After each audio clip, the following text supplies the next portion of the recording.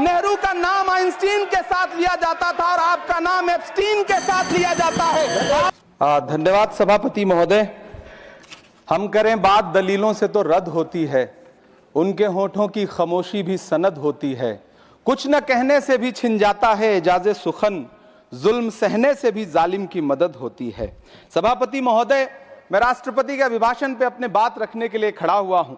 उस दिन देश की संसद के गलियारों में सरकार की तारीफ करती हुई महामहिम की आवाज गूंज रही थी, तो उधर मेरे कानों में हसदेव के जंगलों में आदिवासियों को जिंदगी देने वाले पेड़ों पर चलती हुई कुल्हाड़ी की आवाज गूंज रही थी।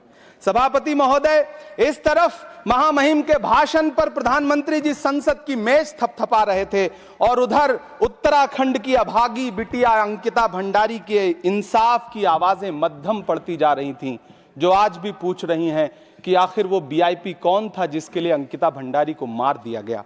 सभापति महोदय, इधर महामहिम सामाजिक न्याय की बात कर रही थीं और उधर उत्तराखंड के कोटद्वार में नफरती लोगों के खिलाफ एक बुजुर्ग को बचाने के लिए खड़ा हुआ दीपक, जो मोहब्बतों की रोशनी लेके खड़ा हुआ था, उसके खिलाफ कोटद्वार की पुलिस गंभीर धाराओं में एफआईआर दर्ज कर रही थी और वो भी उस दिन हो रहा था जब उत्तराखंड के मुख्यमंत्री कोटद्वार में मौजूद थे।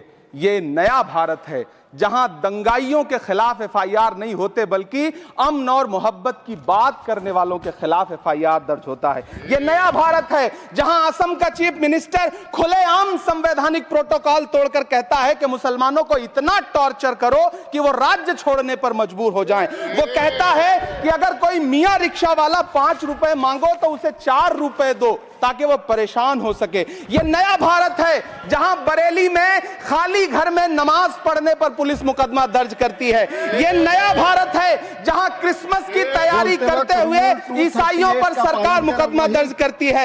ये नया भारत है जहां जम्मू कश्मीर में नीट का एग्जाम क्वालिफाई करने वाले 50 बच्चों में अगर 42 मुसलमान होते हैं तो फिर मेडिकल कॉलेज की मान्यता ही रद्द होती है और जश्न मनाया जाता है। महामहिम राष्ट्रपति का भाषण में सुन रहा था। सर, यह नया भारत है जहां मध्य प्रदेश के बैतूल में बच्चों के स्कूल बनवा रहे मोहम्मद नईम का घर स्कूल इसलिए तुड़वा दिया जाता है क्योंकि वो स्कूल बनवा रहे थे। ये नया भारत है जहां कोर्ट का स्टे होने के बावजूद बनारस की दाल मंडी में सैकड़ों दुकानें तोड़ी जा रही हैं क्योंकि रास्ता चौड़ा करना है। सभापति महोदय, मैं आपसे कहना चाहता हूं कि जो पीढ़ी अपने बुजुर्गों को गाली देती है उसके साथ प्रकृति इंसाफ करती है। आप इंदिरा जी और नेहरू को गाली देते हैं, नेहरू को छोटा नहीं कर पाएंगे। नेहरू का साथ आइंस्टीन, नेहरू का नाम आइंस्टीन के साथ लिया जाता था और आपका नाम एप्स्टीन के साथ लिया जाता है।